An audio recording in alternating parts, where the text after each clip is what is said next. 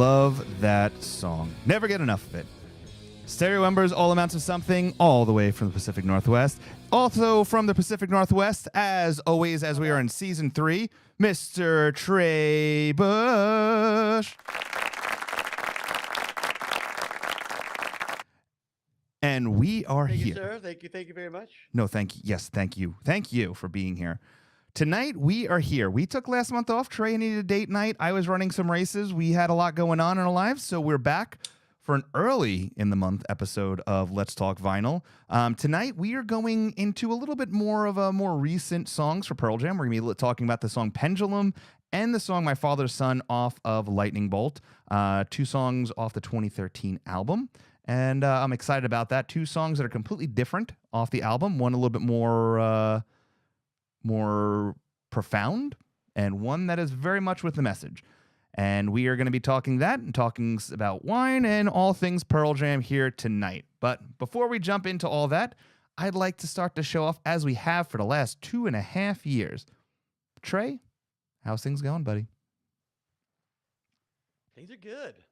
I appreciate you asking, as always. So just got back, went downtown, bought a bunch of beer, stocked up for the weekend coming up, and went out and grabbed a bite to eat with June. Holly's driving home from Tri-Cities right now, so she's probably listening or watching safely, hopefully, while she's driving. So I love her. And yeah, we're good. We just had a busy weekend at the winery.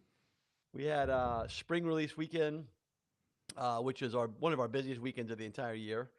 And we had a Fleetwood Mac tribute band called Wild Rumors, and they're awesome. Wow. And so they played at our place Saturday night. Okay. That's all. Yeah, I saw some pictures online. It looked amazing. It was great. We had beautiful weather it's a little chilly, but it was sunny Saturday night, which was better than Friday and Saturday morning because it was raining all day. I was a little nervous, but yeah, you're hosting an outdoor concert, and we sold 320 tickets or something like that. So, wow. And we didn't really have a very good backup plan. So, oh man, that's awesome. So, yeah, well, it was awesome. How about you? How was your weekend? Let's see. So how's your month? Oh God, it's been. I know. We haven't really talked much in a while. You ran 4 marathons. I ran 2 Ironman. No. Right? I ran a half a marathon beginning of last month.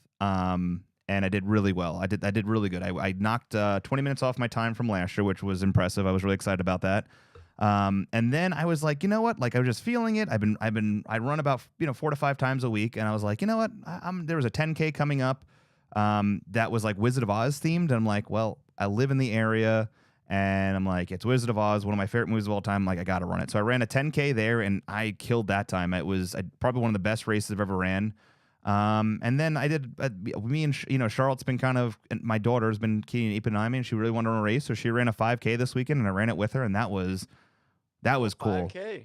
Yeah. I mean, that's, I saw that. I saw those photos. That was great. Well, we've talked about our kids and stuff in the past, but I just want them to be active and not be homebodies and just do things.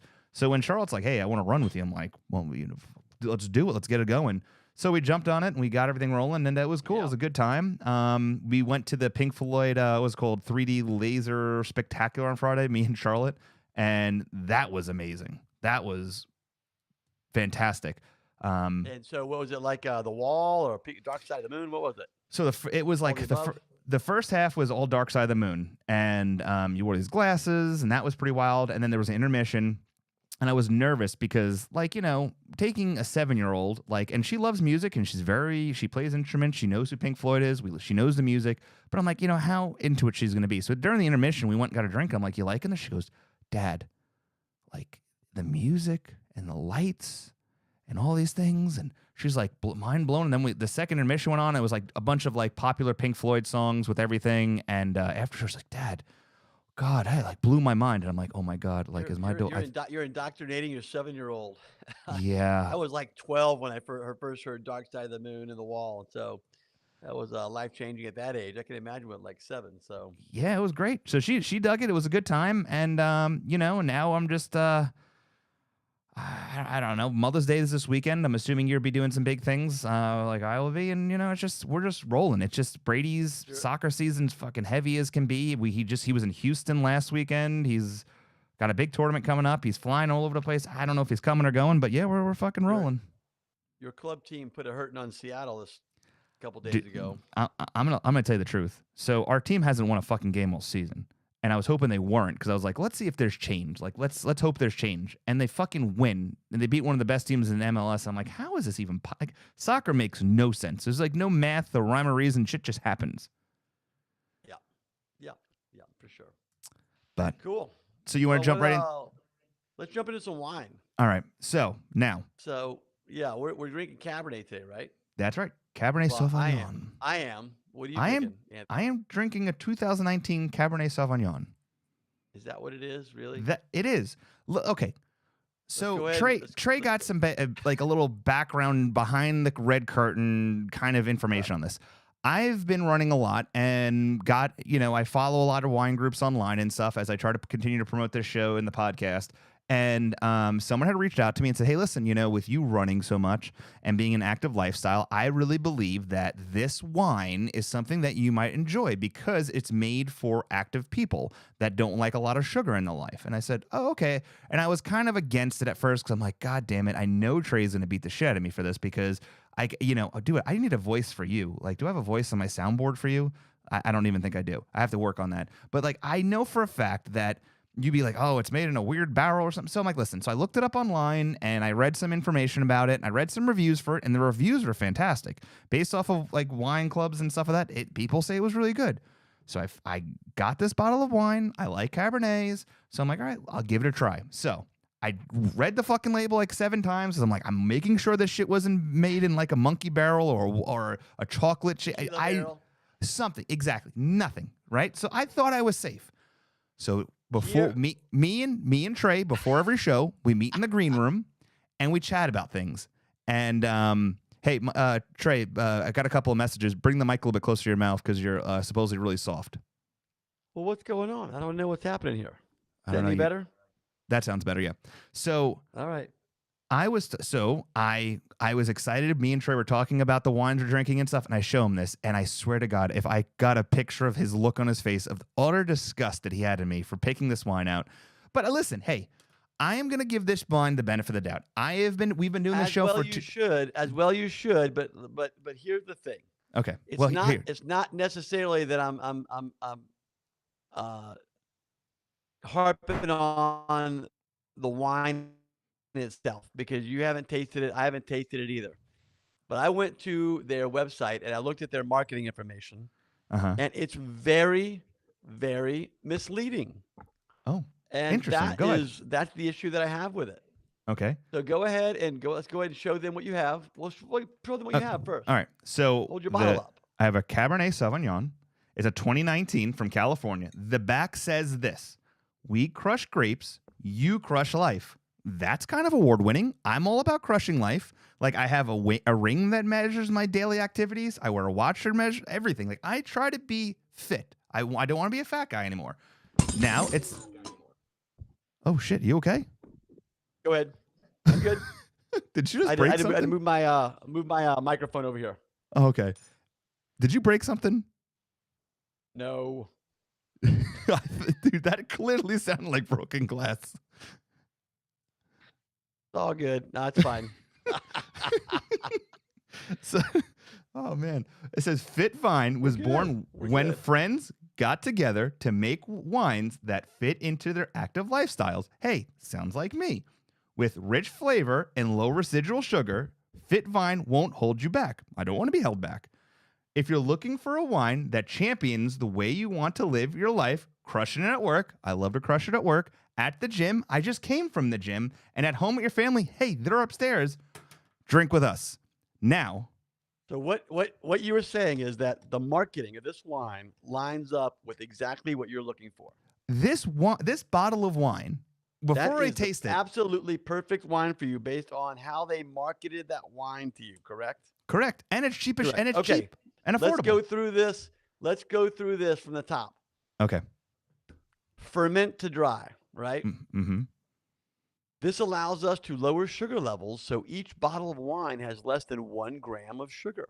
Well, that's interesting because pretty much almost every red wine that you drink, and I'm excluding large brands, like million case brands that are meant for grocery stores. Uh, Almost every red wine that you drink is dry. Okay. They're fermented dry. There's no residual sugar in those wines. Otherwise, what you're making is sweet red wine. I don't, all the wines that we make are dry. Okay. So that's number one. They're making it sound like they're doing something that's different from everybody else. What they're also making it sound like is that to lower sugar levels, each bottle of wine is less. But what they're not telling you is that all that sugar was fermented into alcohol. That alcohol still has it's a complex sugar at that point, right? It's Okay. not like the sugar disappeared; it was just converted into alcohol, which is still not healthy for you. In all intents purposes, alcohol in general is not healthy for you, right? All So right. that's number one. Proprietary process. It's proprietary. So this is unique. What winemaking is proprietary, Anthony? If you're I doing don't. something to wine and it's Uh-huh. proprietary, you're falling outside the lines of winemaking. Now you're either adding things or you're filtering things or whatever, right? But at Uh-huh. that point, you've left the winemaking realm, and now you're just making a product, right? So it says our process takes out more tannins, sugars, and histamines. Mm-hmm. Okay. What are they doing to remove tannins, sugars, and histamines? I'm thinking that there's a filtration process. Oh, wait. Filtration. We use the latest technology in cross flow filtration, triple filtering our wines. Hmm. This process keeps our wines gluten-free and vegan-friendly. First of all, both those are literally marketing terms, right? Okay. Gluten-free, vegan-friendly, both marketing terms. My wines are gluten-free and vegan-friendly, but don't market it that way, right? Well, So maybe we should the do way that. that Can we do that? the way they market this wine, it makes it sound like this is a red wine that was fermented dry and they Mm-hmm. filtered the shit out of it. Yeah. Right. But But how is it but healthy for you? Like they're it says marketing it to well, it you says as if our it's a healthier option uh-huh. than what you would normally drink. Okay. Well, it says our And still I wines don't believe average it. less than 1 gram of sugar per liter or less than So 0.09 grams of sugar. so are my wines. Our wines are bone dry. There's no residual sugar left in our wines. But hey, I want you. Can you see the thing? I want you to know. I want to ask you. Do you have a cool video like this though? Watch this. Let's take a look.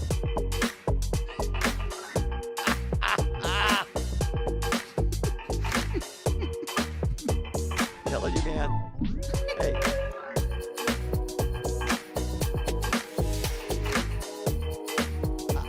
It's terrific marketing. It's unbelievable. So I wait. love So it. all right. How about this? What Listen. I'm telling you is that unless I'm missing something, and unless Mhm. they're telling you, I mean, you showed me the alcohol on that right now. Yeah, You it's said it was 14% alcohol. 14.1. Am I Yes, correct? correct by volume. Yeah.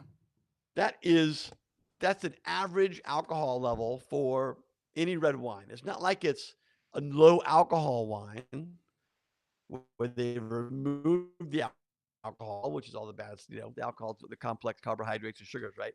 Uh huh. So it's not like that stuff's missing, right? Yeah. It it's an incredible marketing campaign, but that wine is no healthier for you than if you drank my wine or thousands of other wines that are out there. All right. So let me ask you a question. That's my only complaint about it. It may taste great. It should taste great You think it'll taste? because Let me ask you. Do it's you think it's gonna taste great? Do you think I'm gonna sip this and no, I my don't. mind's I gonna be think it's blown? going to be terrible. I Okay. think it's going to be absolutely terrible. Well, first I'm gonna give us the right. I'm gonna do just like Trey does. Finger on the stem. I'm gonna do a little pour off to the side, right? Okay. Now I do Anthony pours. I don't do regular pours. We're gonna keep it going. We're gonna keep it going. Gonna keep it going. We're almost there. And good. Stop. All right. Now I'm gonna do this the way it should be done. One sip. Everyone knows the rules, right? I'm gonna give you the rating. All right, let's get back to the regular screen here. Let's do this. Now, I will say this. It smells fucking delicious. Like, it smells really good. I bet it smells nice and oaky.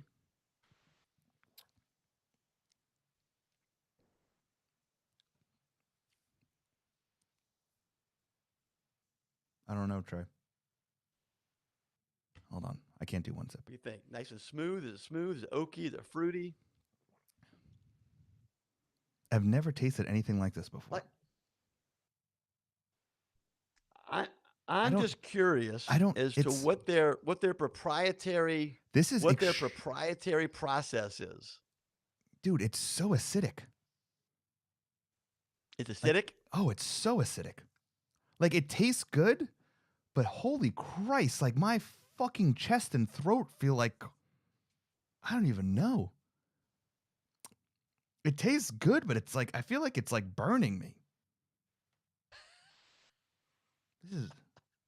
I swear, it tastes good, but like, I don't know if these are all positive attributes of a red wine.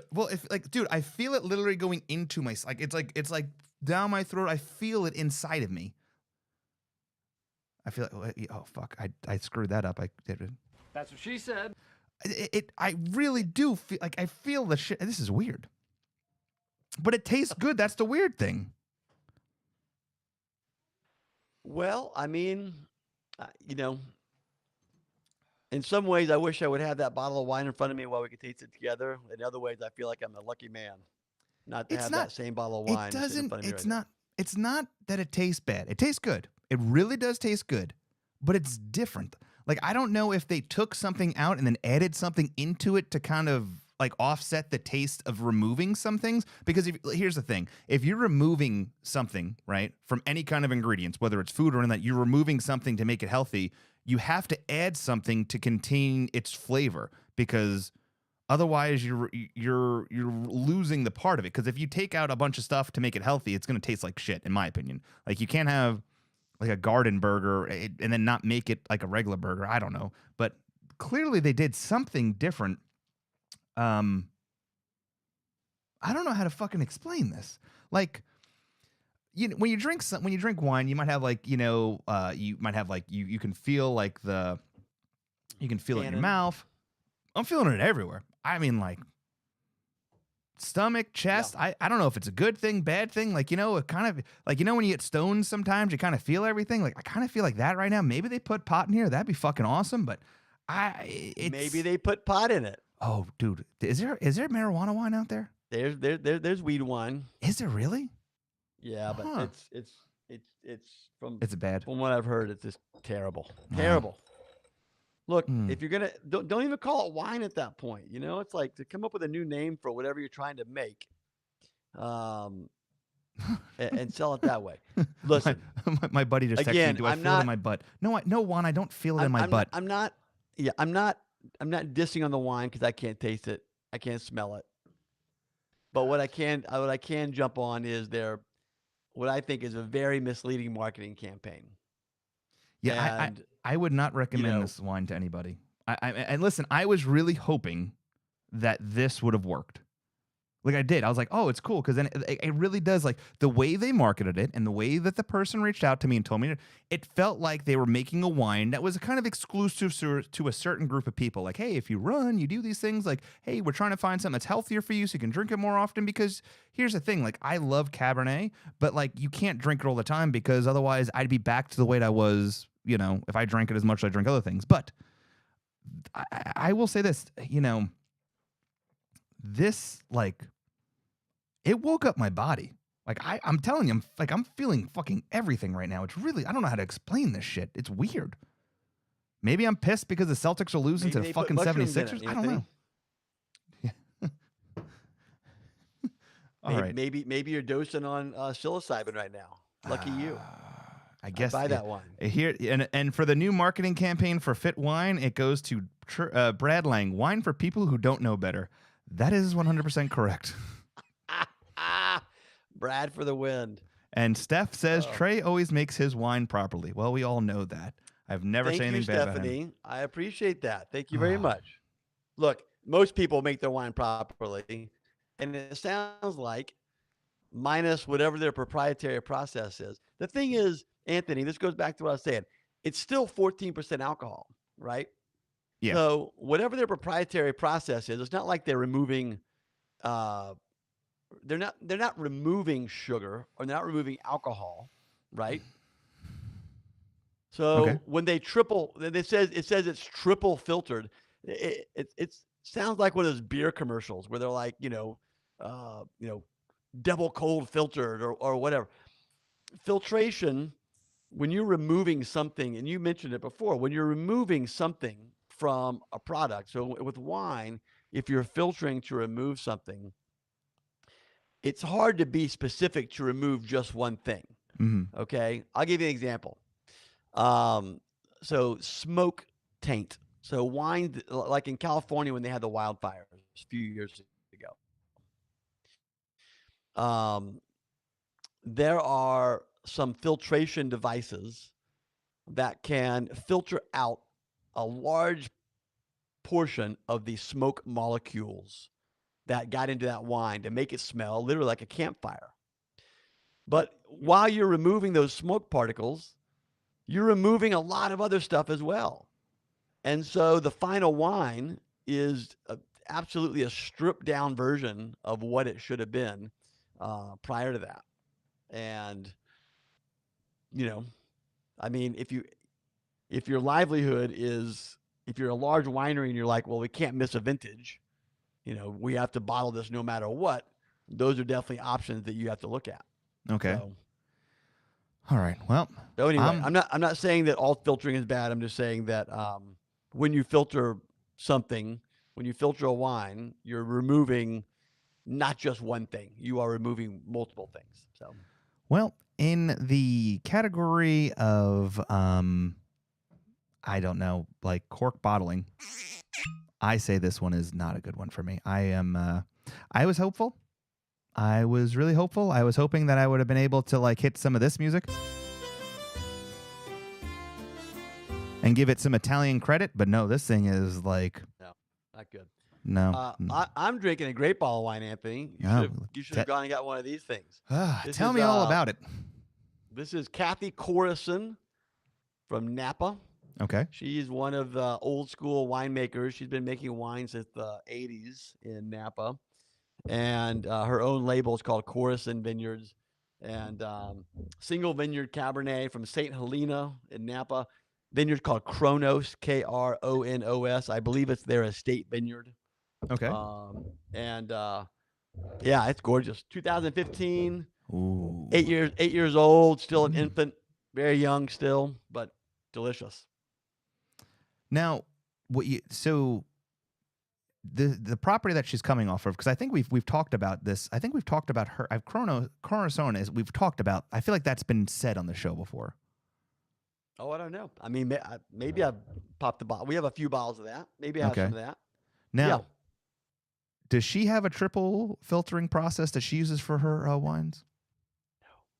No. That's a definite no. Oh man, this is it's old school, man. Look, wine's not that complicated. It really isn't. You can make it complicated. Yeah. So let me ask you a question. If you had, let's say $1,000, I gave you $1,000 right now, Trey, and you can buy any bottle of wine. What is the home run hitter for $1,000 if you had $1,000 to spend for a bottle of wine? I would buy. Let's see. I would buy a 1990 Cheval Blanc. How's that? Although it's a little more than $1,000 these days, so I'd only be able to buy like maybe half a bottle. Now, if you had $100, if I had $100 and I wanted to buy a delicious bottle of wine, I would. What would I buy? That's a great question. I've been thinking about this. Yeah, I mean, there's a lot of options out there for $100. I would buy a bottle of Thierry Allemand from France, one of my favorite Syrahs of all time. All right, last one. You ready? You had $50. $50. $50. $50. I'd buy some sleight of hand. You can't. We know that's the easy answer. Also, I can get 2 bottles for that because I get a discount. Is the discount Let's Talk Vinyl 10% off? 100%. Yeah, that's right. You plug that in, Let's Talk Vinyl, VINEYL, 10% off all purposes on sleight of hand. Oh, look at that. We've been talking about sponsorships. So I can tell you that FitVine will not be sponsoring the show anytime soon. they probably cut this shit off pretty damn quickly. I will not be tagging them in anything going forward. Now, probably a good idea. Now for the drum roll, please. Let's talk about Pearl Jam, shall we? Let's do it. We are coming up. They're about to hit the road. Tour's coming up around the corner. Here's a little map of what they're going to be doing. There's the dates and everything like that. Guess who announced that first? That'd be this guy. And they're going to be hitting the road. I'm going to be in Chicago and in Austin with a lot of good friends, seeing the band. Looking forward to that. But before the band hits the road, we got a few months of that. Let's talk about some songs, shall we? As we talked about at the beginning of the show, tonight we're going to be talking about 2 songs, My Father's Son and Pendulum. Both songs off the great album Lightning Bolt, which at the time, I don't know if fans fell in love with it as quickly as I had. I love the album Lightning Bolt. I think it's a very underrated album. And I think the 2 songs... Yeah, I like the album Lightning Bolt as well. Oh, I knew we liked each other. I think that these 2 songs are gems in its sense. I think Pendulum was a song that's a fantastic song to be an opener for a show. I think it flows so good into many things. I think the best time it was ever played as an opener was in Charlottesville in 2013. That was my favorite performance I ever heard of it. And My Father's Son, well, that's a unique song because it really can trigger a lot of people's emotions into the aspect of how they feel about their own father. So 2 different songs. Before we jump into this, what are your thoughts on these 2 songs in general? Yeah, I mean, I've definitely heard Pendulum much more often than My Father's Son. It was opener quite a bit during that tour, and I liked it as an opener. I remember they had those huge glass bulbs hanging down over the stage during that tour, and I thought that was a pretty cool, neat, dramatic effect. You know, it's Pearl Jam's not one for a ton of stage stuff, so that was about as wild as they got, I think. Yeah. But I love that song. I thought it was a great opener, and it was a little bit, it had that little bit of the same feel as Release in some ways, just the way it was kind of a slow burner, Mm-hmm. Yeah, I like that song. Well, let's do this. We're not going to let Pendulum be the opener this evening. Let's go right into My Father's Son, because I think that this song is something we can dissect a little bit more based off the lyrics, the fact that it's not played nearly as much. It's probably I would say, not looking into the stats too much, I would think this is probably the least played song off of Lightning Bolt, if I had to pick, based off of tracks and stuff of that. Well, we're gonna find out when we look at the look at the stats. Oh, on livefootsteps.org. So before we jump into that, let's go right to the tape, shall we? This is Pearl Jam, My Father's Son, live from Los Angeles, California, November 24th, 2013. And here we go. If you've ever had a father that ended up in prison, this song's for you.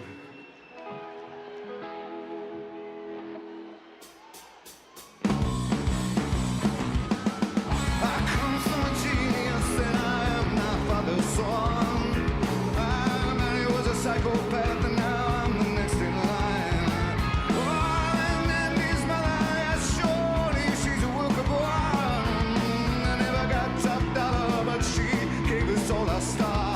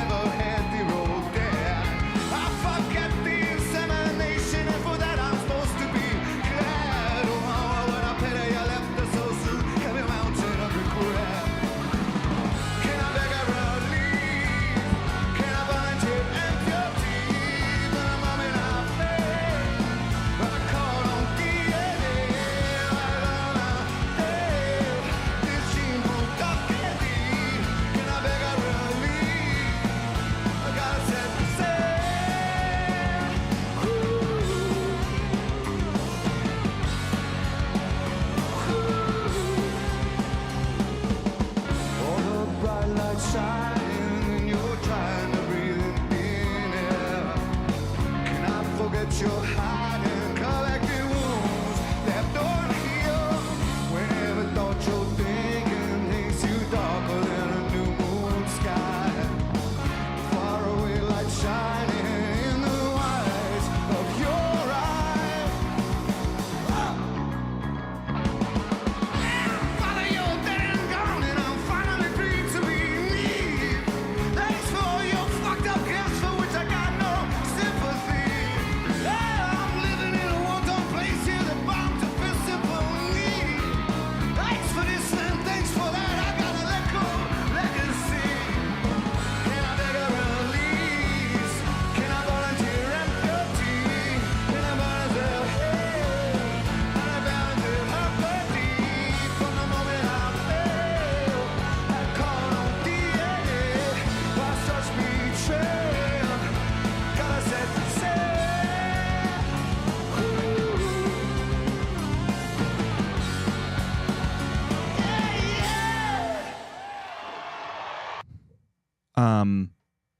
So before I gotta turn this off. Before we go any further, I just received some pretty sad news. The art world just lost a pretty well-known poster artist who did a lot for Pearl Jam and a lot for the poster community in general, definitely going back to the early 90s, even the late 80s, even probably further than that. But Frank Kozik passed away. His wife announced on Facebook, and I just received a couple messages from some other artists who asked if I had found out, and I didn't. But he passed away this past weekend. His wife had announced on social media. Frank was known definitely for many of the earlier well-known Pearl Jam prints, such as the famous Lady, Soundgarden print, and some of the very obscure and unique Pearl Jam prints that came out over the last years. So my thoughts go out to his family during this tough time and transition in life. But I just saw this, and I wanted to take a moment to just give him his recognition, because Frank was definitely someone who was a staple in the concert scene, and someone who I respected. And we had conversations about it coming on the show many of times. It just didn't work out scheduling wise and some things, and I really wish I would have done that. But I mean, every time we had conversations and he had donated prints to our party in St. Louis, I can only speak good things of him, and just thinking of his family at this time. Yeah, that's a bummer, man. I did not hear that either, so it's pretty sad. I've got a really beautiful art print that my friend Matt Gobel gave me for my 50th birthday. That's our main feature in our living room, dining room. It's just this awesome, beautiful art print that he did, a while ago. So, yeah, it's pretty sad. Yeah, he was an innovator of art for, a lot of artists that are even people that we look up to, the Hamptons, the Emmys, these people, that they got their upcomings and their idols and heroes from Frank. Frank was very much a go-getter and a scene starter, and very much someone who created this niche and genre in the poster scene that they created, and he was the grandfather to what we now know as a collection of art prints. So but yeah, no, I'm didn't want to have to go transition from my father's son into that, but as soon as I saw that, I just wanted to put it out there. So Well, thanks for letting us know, Anthony. yeah, That's a bummer, man. Yeah. all right. Well, let's transition kind of back into Live Footsteps. So looking at the stats for my father's son, I was right on the nose. Only played 13 times. And if we look at this really closely, 2013, when it first came out, only played 3 times. I'm trying to think if I've even seen this song live. I did. I saw it in Denver, Colorado. Okay. Mm-hmm. So, and I saw it. Same one. Yeah, you and me, same building. 8 times in 2014, once in 2015. The last time it was played was in Tampa, Florida, in April 11th, 2016. This is one of those songs that I can probably say comfortably, I just don't know if they'll ever really play this song again. the transition in music and how it's played, the way that, it's a very bass heavy song. That's something I love about it. I think Jeff's bass and the way he plays it, very forefronting on the song. It definitely carries very heavy in the front part. It's got some pretty, hardcore lyrics and making a statement. I think the song is very much a statement song, for people. And I think it's a great song. I'd love to see it live again. I just don't think we'll ever will. Yeah, it has a little bit of a punk vibe to it with its speed. It's a little more off kilter. I know Sam made a mention of the fact that it's she likes the sort of shifts in tempo in that song, and I like that too. That little slow down at the bridge is pretty cool, and then it brings it back in, and that's sort of classic Pearl Jam stuff a little bit, but it's definitely it's not like a mainstream Pearl Jam song. You know what I mean? It's not like a radio friendly hit. No, the song opens up with, think about how it's coming across. I come from a genius. I am my father's son. Yeah, too bad he was a psychopath, and now I'm next in line. Dear mother, yes, surely, she's a work of art. I never got top dollar, but she gave us all a star. That's coming. That's pretty dark lyrics for. That's saying a lot. There's a lot. It's a continuation of Alive, maybe, right? You could say that. Obviously not musically, but lyrically, sure. He's going along the same. He's using the same themes. Diving back into. I can only assume that he's speaking for first person when he writes a lot of this stuff. So. No, 100%. Yeah, yeah. I think the songs like this they're made for the hardcore fans, but then also for the fact that this song is probably someone listens to it and can kind of relate to it a lot more, because there is a lot of people that just don't have the great parents in the world, especially an asshole for a father, and this can kind of really hit home to them. It's kind of like even like in the lyrics, it's. Eddie even sings like it's in disbelief that this is his father and he wants a DNA test, and then it's a very hard hitting song. Yeah, lyrically it really is, and you're right in that I can see plenty of people relating to this song. It's different. Alive comes across. I think a lot of people related to Alive because it, some people maybe read into the darker aspects of that song. Mm-hmm. But as we all know, that song over the years has grown into this sort of very freeing song. Like, I'm still alive. I made it, blah, blah, blah, right? There's none of that in this song at all. It's a fairly dark song all the way through. And so there's no sort of, release is not the right word, but it doesn't sort of come in at the end where you're like, there's a happy point. It's a pretty dark song in that way. Yeah, I think the one lyric that hits home, or like the one part of the song that really hits home for me, and I'm especially looking over these lyrics again, is, now Father, you're dead and gone, and I'm finally free to be me. Thanks for all your dark gifts for which I've got no sympathy. I'm living in a walled up place in the bounds of the Fifth Symphony. Thanks for this and thanks for that. I gotta let go, learn to see. Man, I don't have a great relationship with my father. And he's alive. And, we haven't talked in years, and there's times where you feel like you're in a shadow. I felt like I was in a shadow of him. So, that shit hits home, because I feel like there is people that feel like they can't be themselves based off the fact that, like, they have to live in an image set forth by their father, whether it's good or bad. And that's kind of the pathway they have to go. And it takes that really sad turn of kind of, something like that for them to be free. I didn't realize, I knew the song was dark, but reading these lyrics a little bit further, holy shit. Yeah, I can see that for sure. So I like that song though. Like I said, it's a nice high energy song. But I also agree with you that I could see them not playing this again for a long time because the majority of casual fans have never heard that song before.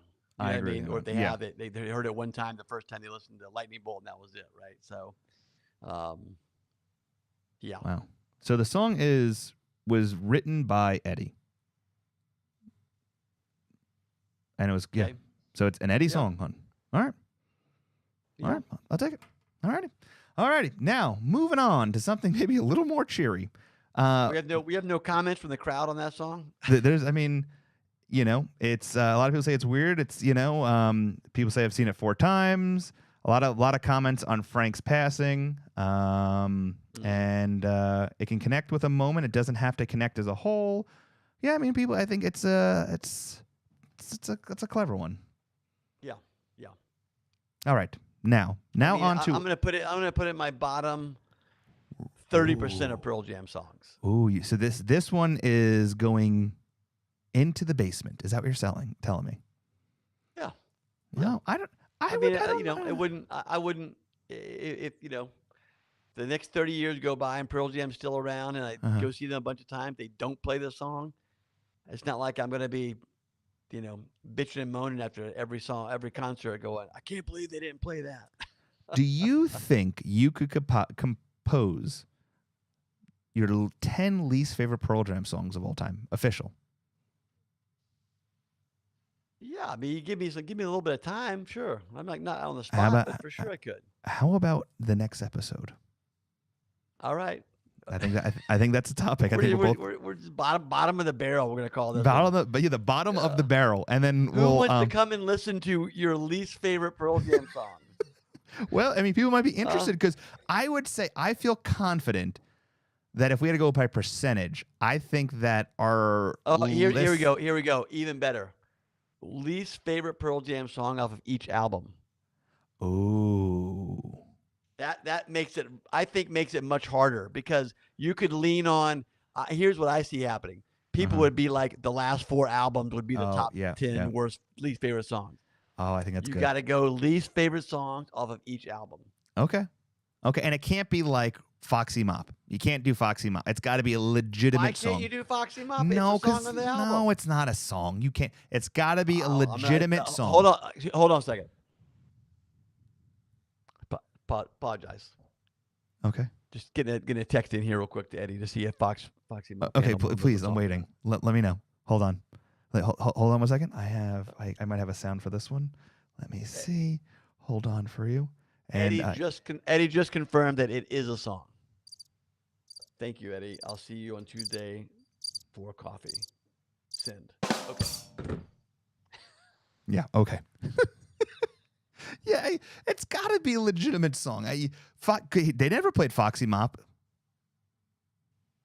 It's because it's too good. Oh, so I don't want that on your fucking list then. All right. So next month, we'll just do one song, but then we'll have our list of our top 10, like bottom of the barrel list from one song, or our least favorite song off of each album compiled into a list, and then go from there and see how closely related they are to each other.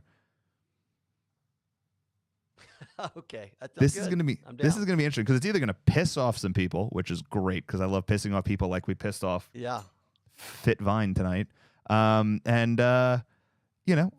people might agree. We'll see how it goes. All right, moving on to the next song, also off the album Lightning Bolt. This is probably my favorite song off of Lightning Bolt, by the way. All right. I love this song. I think that this is a very underrated, very underplayed song. This is Pendulum. Pendulum from Buffalo, New York, from October 12th, 2013. And here we go.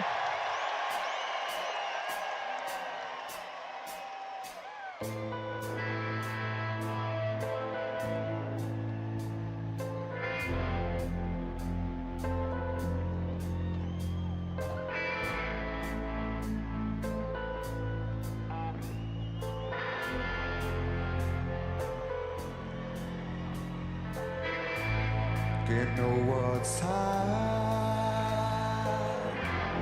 Still you've been down so low. The future's bright, all lit up with nowhere to go. To and fro, the pendulum throws. We are here and then we go.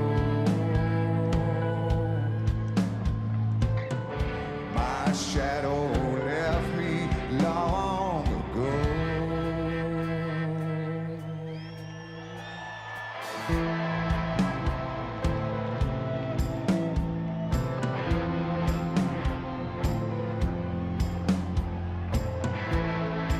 Understand what we don't know.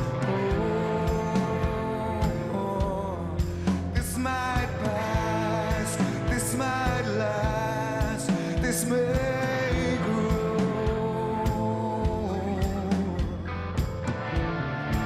Easy come and easy go. Easy left me a long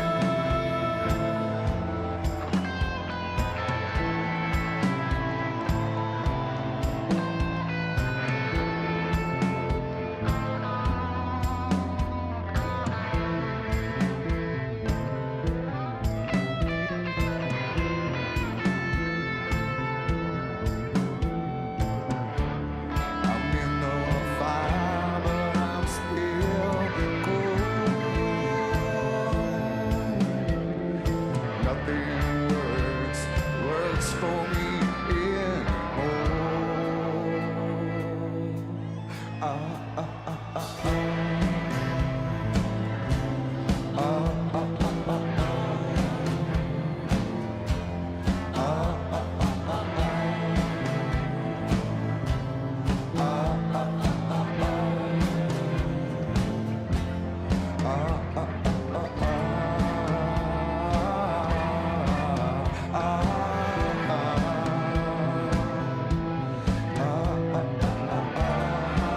I'm in the fire, but I'm still cold.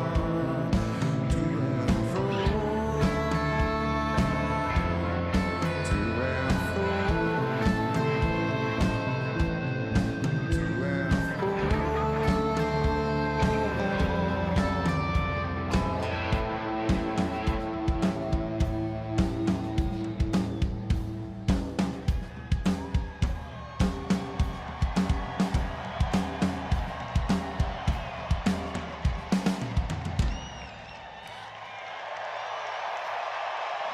That might be a top 25 favorite Pearl Jam song.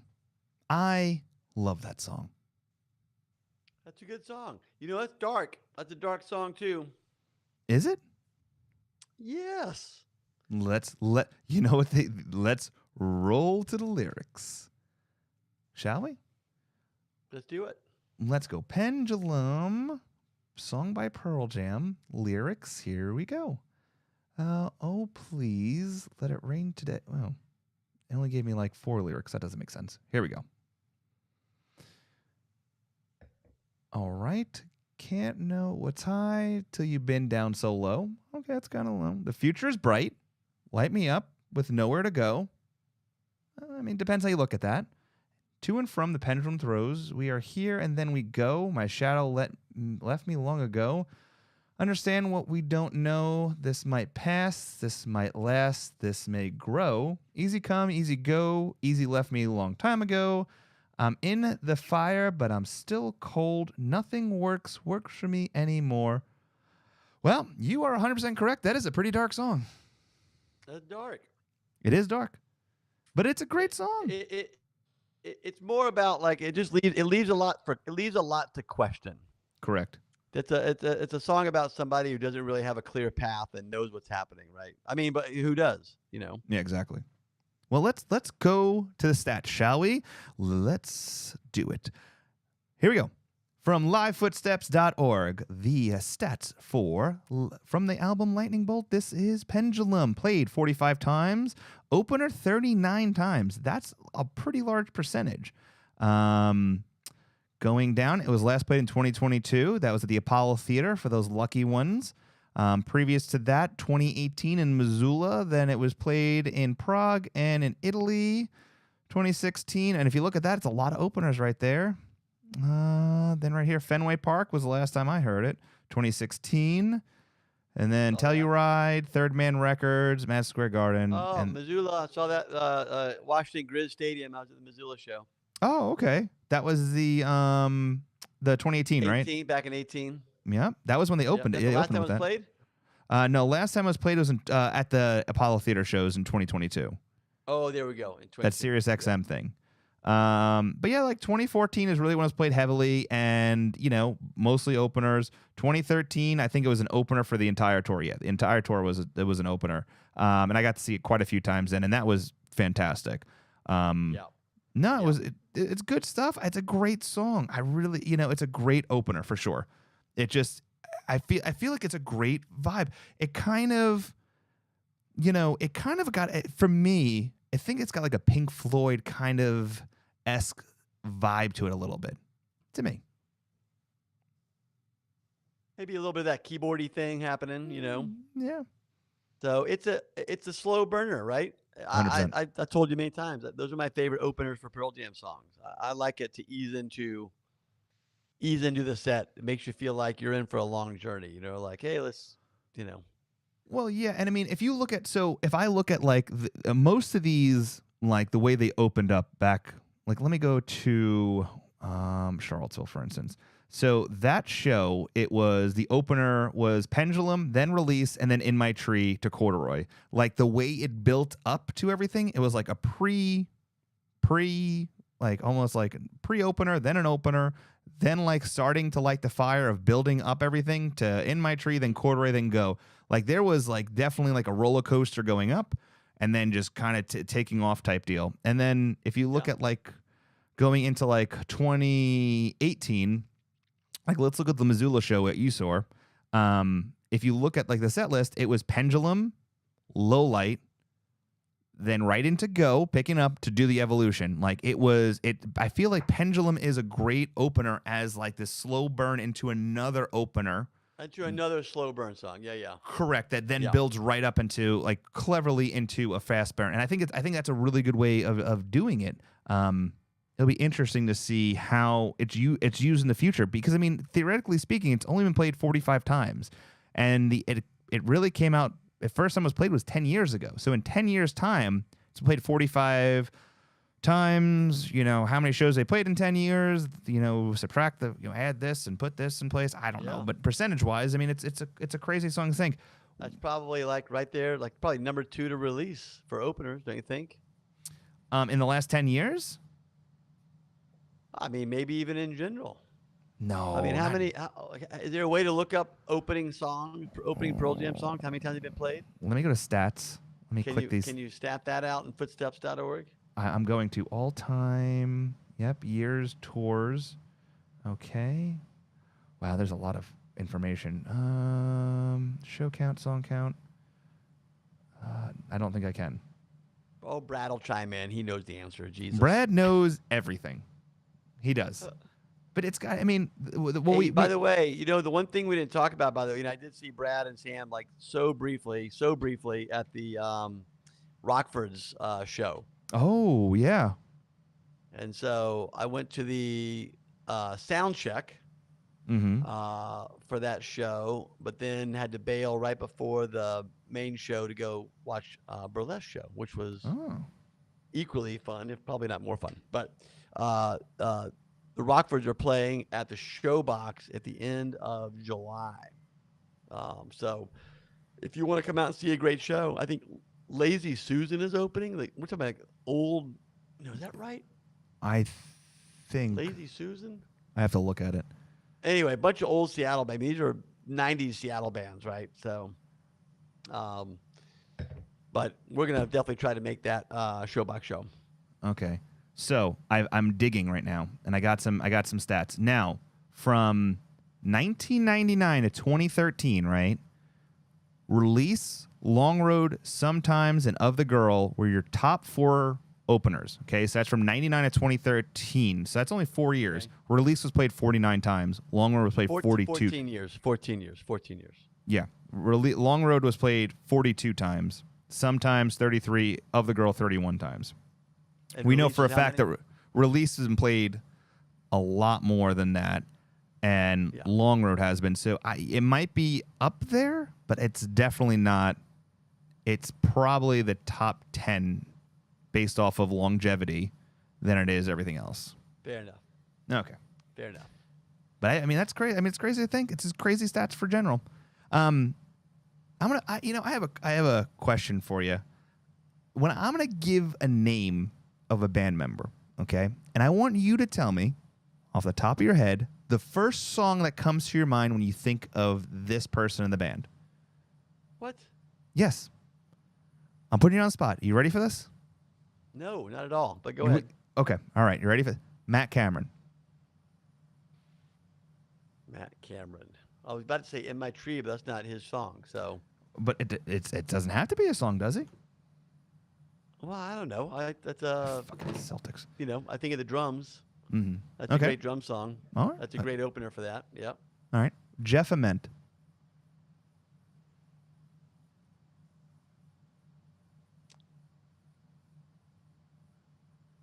I got nothing. Okay. You go. Who do I you was- think of? I say Jeremy. Oh, good one. God damn it. Jeremy. Okay. Mike McCready. Even flow. I say Yell Ledbetter. Okay. Stone Gossard. Better. You're like did you say Stone Gossard? Yep. Let's think.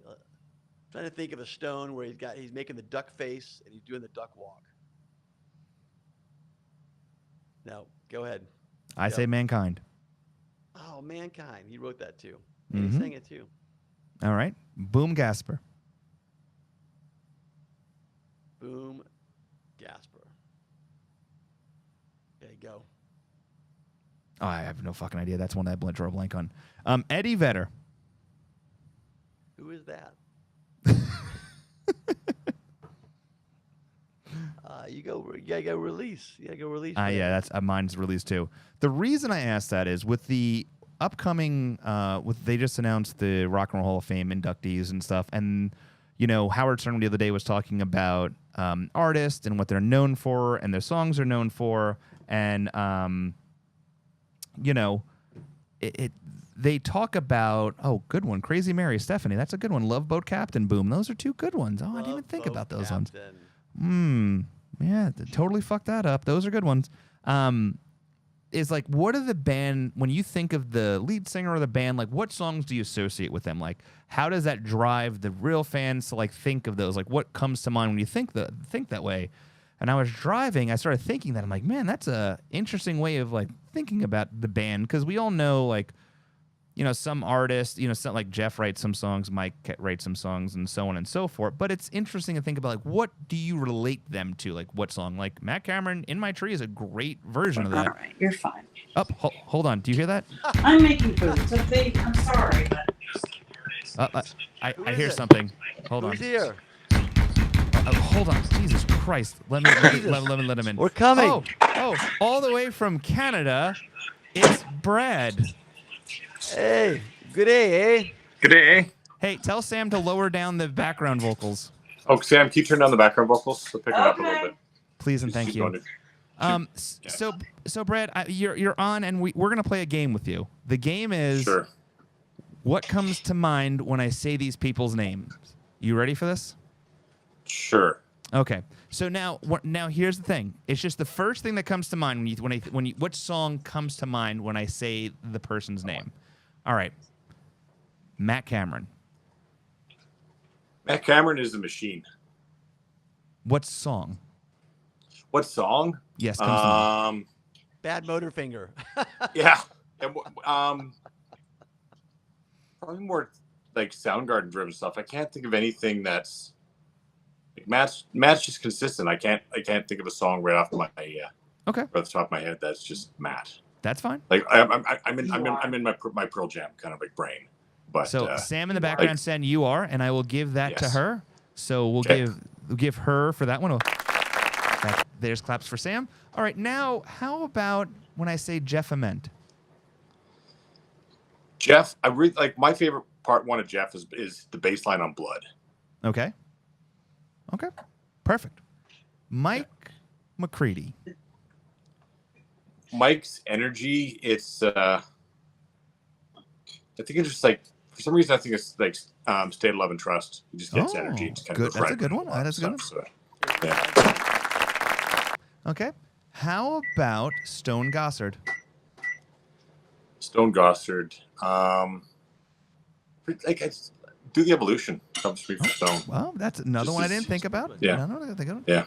Boom Gasper. Boom is like Crazy Mary, but predominantly Wasted Reprise. Oh, I like how you said reprise and not reprise. Yeah. And last but not least, Eddie Vedder. Ed, I think Ed really kind of connects with the fans, and it's kind of like I think Release connects so much with a lot of people, and it's just him kind of presenting himself and really trying to kind of bond. So I think Release kind of speaks to Ed a lot for people. So Nice. Well, I think this is, but it's interesting that what my opinion was, what Trey's opinion was, and what your opinion was were pretty different, except for Eddie. We all feel Release as soon as we think of Eddie, and I think that's I think that's interesting how that we can all kind of feel that way about one person. yeah, And I would say that with in regards to Pearl Jam songs in general, and rarely do I just think about one of the band members. yeah, I they're very rarely much a think about, collective. Yeah, I rarely think of that as, oh, this is definitely a Stone song, or this is a Mike song, and they're all such great musicians that even though the lead guitar player might, even though Mike McCready might be wailing on a solo, it's not like the other guys just, fucking off in the background. Like they're also tearing shit up. You know what I mean? Like they're great. So I rarely think of them as singular. I always think of them as a band. So. Well, unless it's the what was the somebody just posted on social media of the when Ed asked to do an extended solo on State of Love and Trust, so he could go take a piss. So we just posted that on social media. It was one of the shows they did last year. Oh Jesus! Yeah. Wow. So let's kind of break into the tour a little bit, shall we? Now that we have let's call us the three wise men, shall we? When it comes to the Pearl Jam etiquette of the tour coming up, we, collectively, it is a very small tour. It's very much in the middle of the country. The ticket situation, which is consistently known as a nightmare, it's not starting off on a great hitch. The opening band for it is Bono's Kid, whose music to me is not very good. So right now, without even seeing the band or seeing a set list or even, I would say it's not going off as planned for the band. It'll be interesting to see how things progress, but I think a lot of people's kind of concerns, like post-COVID, is set length, and that's one of the things that really drew people into the band and made them enjoy going and enjoying the experience of being there was set length, and with Taylor Swift dropping like 42 songs a night, she's significantly younger, but. Are they going to be able to pick that up? Are they going to be able to kind of get into a groove? I don't think they've ever hit that number because their songs are longer. But it'll be interesting to see if they kind of draw the set length out a little bit. What are your thoughts on it, Trey?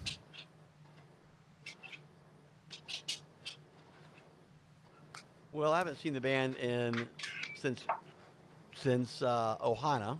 Okay. And that was a festival set, so it didn't really count as a Pearl Jam show in that same way.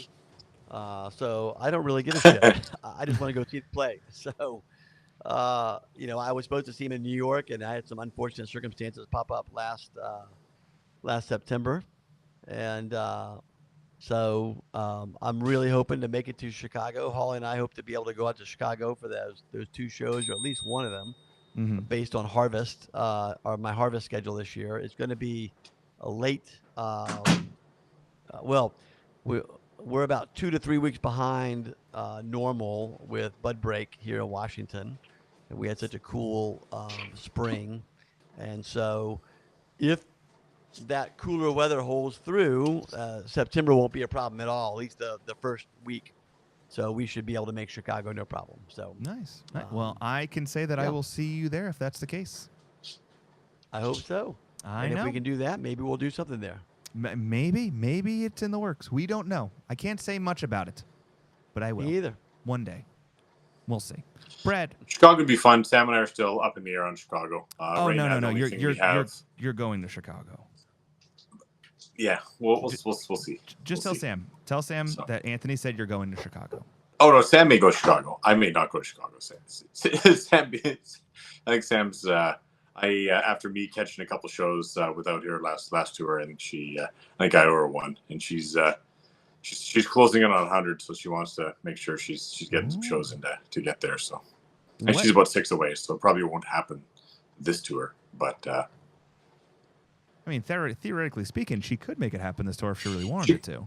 She could, yeah. But just trying to kind of balance life. Hopefully, if things kind of progress well, we may be kind of making a move down south and some definite life changes. So may restrict the cash flow and the freedom a little bit. So we'll see how that pans out. I understand, Shrek. I understand it. I get it. What do we think? What do we think the likelihood of a February, March, April tour next year are? Whether it's West Coast or East Coast or even in overseas? I think they're definitely overdue. I would like to think that they would do some Asian countries, but I don't know if the popularity's there, and it's just more of like a different destination that people kind of can travel to go see them more than a draw kind of within that country. That would be cool to see. Australia's been rumored for quite a while, but is it a matter of that just them dropping a bunch of festivals if there's like a big day out or something that's going to sponsor them over there, and they can drop in some other shows there. I've always wanted to see them in Australia, so that would be nice. And then if they just kind of piggyback a Hawaiian show on that, that's always a nice little bonus. I don't know it's crazy that they're playing more shows in Texas this tour than they've played in Seattle since 2010. Well, I agree. I think it's a bunch of bullshit, yeah. But here's the question: do you think that Pearl Jam plays in Seattle before the end of the year? No, I don't think so. It'd be nice if they did. If they just decided to do like last minute, like, hey, we're gonna drop a couple shows. But I wish I was optimistic about it, but I'm not. I mean, they played December shows in Seattle. Yep. At the Key Arena a bunch. Yeah, 2013, 2002. Yeah, and they haven't played the new Climate Pledge Arena yet, obviously. So, and they were instrumental in getting that arena going. Yeah. So I would hope that if it's not in December, I'd really hope for I also feel like a new album is, they're working on a new album. And so they're probably not going to play any of that on the new tour. I don't think that the new album's going to be done before the tour goes on.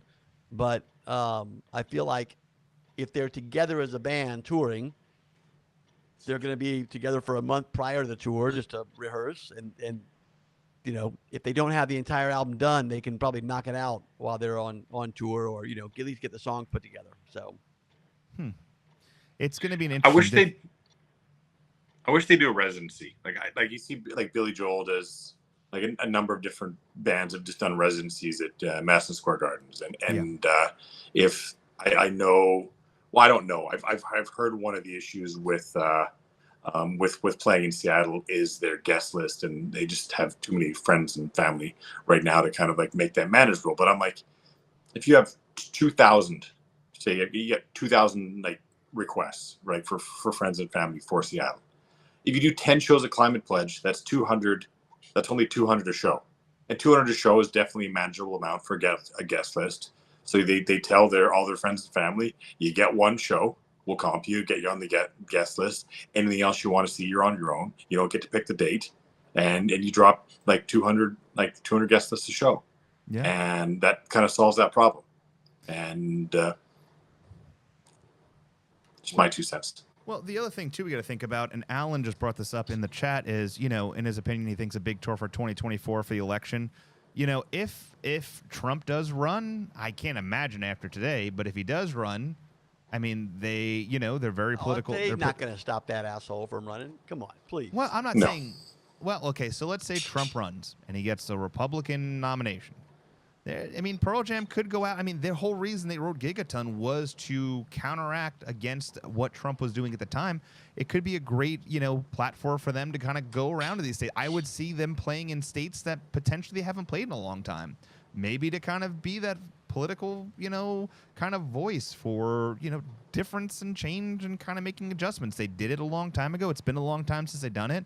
I mean, they kind of done it a lot in Missoula when, for Tester and stuff. But, I mean, I could see them being that voice for, voting against, what's coming ahead. Well, I don't think they're going to be silent no matter where they're playing, whether they're in those states or they're, playing in a friendly state like California or Washington or whatever. So, they'll always use their voice. So. Well, I'm just saying that there's states clearly out there that are borderline, that they definitely sway one way or the other, depending on, how things roll. And, maybe they start playing those states where they can, kind of help persuade some things. I don't know. I'm just saying in general, but it is a clever idea to think about. But here's the thing. Since just a Purple State tour? Just a Purple State tour. Yeah, that's a great way of looking at it. And maybe they play Purple Rain at every show. But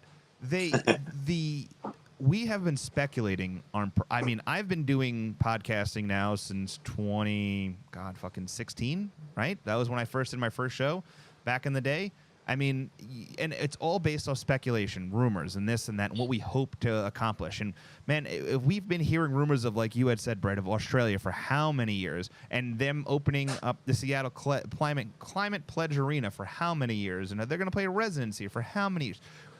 And realistically, for all of these things we're hearing, nothing is coming to fruition. And then the other side of it as well is, as time continues to pass along, the band is getting older. And as bands get older, they don't really play nearly as much. And here's the scary thing about this year. How many bands are announcing, this is it. This is our last tour. We're calling it quits. Like, we're done with this shit. Now, they're much older than Pearl Jam, and not clearly. Some 41.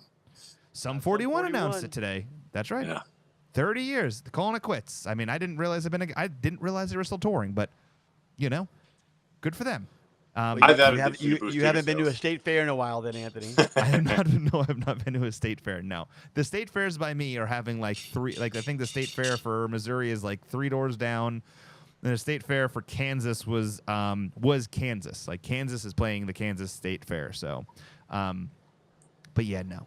The Minnesota State Fair, 2 days before Pearl Jam, is Brandy Carlisle and Winona Judd. Oh, and a state fair? Sam's thinking about Sam's thinking about making going a couple days early. You were saying that we keep hearing, but the only people that we're hearing it from are the fans. It's not like there are leaks coming out of Pearl Jam's camp that they're going to do a residency, or there's leaks coming out of Pearl Jam's camp they're going to play Climate Pledge. The only thing you're hearing is people saying, God, I wish that they would do a residency, or I wish that they would play Climate Pledge. So in no way, shape, or form is that pushed by the band, and we have to be disappointed in the band because they're not doing what we hear. What we hear is just a bunch of fans talking and complaining that they wish they would do this and that. So, to be fair to Pearl Jam, you're not hearing rumors, you're hearing requests. It's just a bunch of assholes with a microphone and a podcast spreading fucking rumors all over the damn planet, just acting like a bunch of fucking tool bags. Yeah. But like there is I think there are some things that people have seen, especially in today's day where there's so much media and Trent like able to get out there and buzz stuff gets momentum that things can from a grassroots kind of create the rumors into fruition, and that's like a lot of hopeful thinking. And I think a lot of people kind of get motivated by that and think that if they put the right energy out there, that it's going to come to fruition.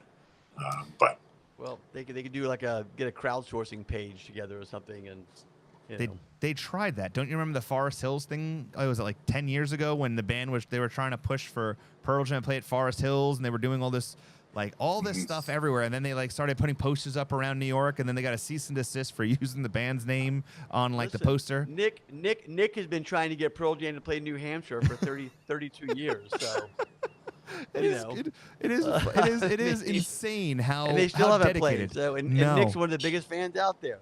So it is insane. I wonder if they'll ever play there, or if they'll just play like close enough to the border where they just to fuck with them just enough. But man, he's been giving out stickers about the Pearl Jam Play New Hampshire campaign for God.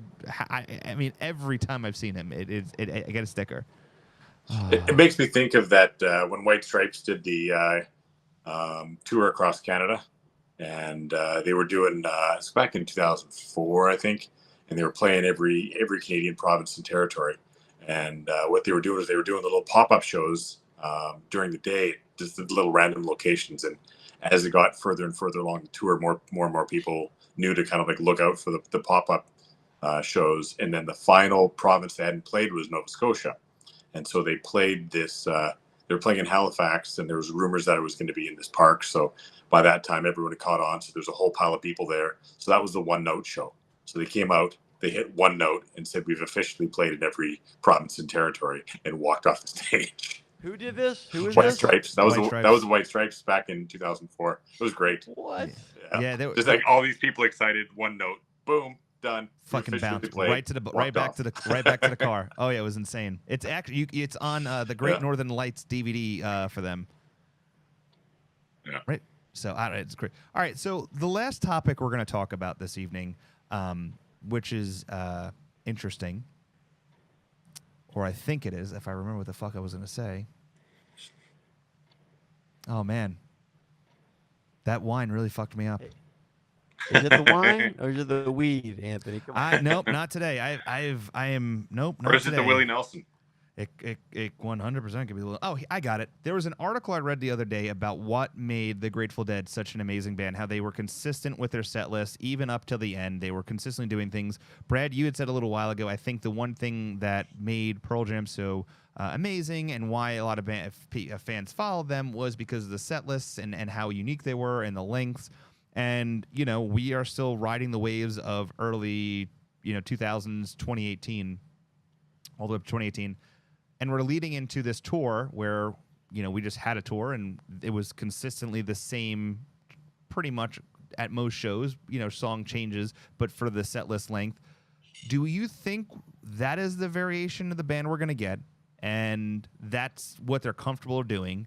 And that, the Grateful Dead was something different, unique? Or do you think that the band is going to go back to what it was originally? I would like to believe that they would increase a little bit more as far as set length and catalog depth, but I don't know. I think it's too early to tell, and I think even with 9 shows this tour, we're not going to get kind of that much of a glimpse. Like, how much did the kind of pandemic kind of like set them back as far as like lost time and just and aging? And is it they play? I don't think the Dead played with the intensity that Pearl Jam plays with, and I think the toll that especially the energy that Jeff and Mike and Ed and Matt put into it. Not trying to slag on Stone. Stone is kind of a machine in his own right, but he just kind of rides kind of like a less angled sine wave. He just, whereas the energy that Mike and Jeff and put into it, a lot more peaks and valleys. Stone could do his set. Stone could do the entire Pearl Jam set in a chair if he wanted to. Yeah. In comparison to the other guys, you know what I mean? Like, he could. Maybe. I'm not taking away from Stone and his capabilities as a guitar player. He's an incredible guitar player, but you know, how often has he ever walked over to Mike's side or run even? Have you ever seen Stone run on stage past Yeah. 1992? How often does Stone come out in a different shirt for the encore? Is he someone that packs light? He has like 5 shirts for the entire tour. No, that was Ed in '91. Actually, I think he might have had 2. Yeah, my that's God. true. That's No, true. yeah, the energy level for. I mean, he's super talented. He just plays at a different level. I guess that makes a lot of sense for because that's kind of like the Dead level, like just kind of. But you look at the Dead and all that entire, the drummers are the only ones who are really putting out energy. Mhm. You know what I mean? Jerry's just standing there playing guitar. Bob's no one's moving. Like the Dead was relaxed enough that Jerry didn't even need to use all 10 fingers. Oh, that's fucked up. And just drink your wine. Oh, well. And on that note,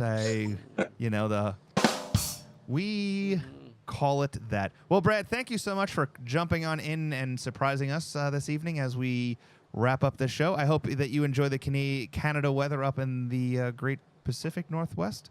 And hope The to see you PNW. soon. Yeah. All Definitely. right, buddy. Take care, guys. Miss you guys. All right, miss you too, brother. All right. See you, buddy. Trey, look at that. Bringing in friends, shall we? And you just saw him face to face not that long ago, right in Seattle. Special guest. Oh, he's always special. Special I love place in my that. heart, that man. Let's look at a date. Let's look at a date, by the way, let's look at a date for our next show. 100%. Looking at the dates, shall we? All right, so What are we're you looking looking are we looking into June? Yeah, because let's look into June. 31 days in May. What does June look like for you? What about the 13th? Done. Okie dokie. 13th it is. Why don't you tell me the songs the date? we're gonna put? What songs are we gonna? Oh, that's right. We're doing one song. We've already discussed it. We're going to be doing your least favorite song from all the Pearl Jam albums. Correct. And we're gonna have one song we're gonna play, like we normally do. Or are we just gonna be able to? Or are we just gonna pick as Okay. we're talking about our songs? We just drop a couple of songs in as we listen to them and kind of give our opinion about why it's our least Maybe favorite we off should the do album. that. Done. Let's keep it Yeah, different. I think we should do that. All right, so next month, June 13th, Trey and Anthony, we will be back opening up a bottle of wine that is much better than this bullshit. And we're going to talk about our least favorite song off of each album. And we're going to kind of go back and forth on it a little bit. And I think we're going to start off from the newest album, from Gigaton, and work our way backwards? All right. all the way. Well, yeah, I mean, I think that's going to be, because listen, I think we all can agree that probably 10 is a pretty darn near perfect album versus Vitology. It's going to be hard. No It's gonna be a Code. hard one. By the time we get to 10, we're going to be screaming and yelling at each other. Oh God, You're yeah, wrong. What do you Yep. know? You're not a fan. yeah, 100%. There is going to be some. It'll be interesting. I think what's going to happen is I think it's going to be an easy ride from Gigaton, Backspacer, Lightning Bolts. All right, we're feeling comfortable about this. Avocado, okie dokie, we're feeling good about this. Riot Act, all right. Binaural, things are going to start getting a little weird. I think right when we hit into Yield is when shit's going to go fucking right off the damn caravan, and we're going to be like, how the hell we pick? Now, once again, the rules in place are it has to be a song. No cheating or cutting corners. You can't do Red Dot. You can't do Foxy Mop. You got to actually pick a fucking song. Okay. Okay. All right. So next month, June 13th, we will be back here on Let's Talk Vinyl as we talk vinyl, when we talk music and we talk about, I don't know, the good thing known as Pearl Jam. We're going to be talking about our least favorite song off of all the albums, and we're going to be talking about all that fun stuff. But until next time, Trey, you have anything else? Final words for this evening? I got nothing for you other than I hope you have an amazing week. Now that I've talked to you, everything is amazing. Well, next week we'll be doing another fun show with Brian Meth as he comes on for another unnecessary list, as we are going to be breaking into Rolling Stone's top 100 TV shows of all time, and then talking about what's going on in the Rock and Roll Hall of Fame as some bands got screwed. Until next time, I'm Anthony. Soundgarden. That's Trey, and you just listened to Let's Talk Vinyl.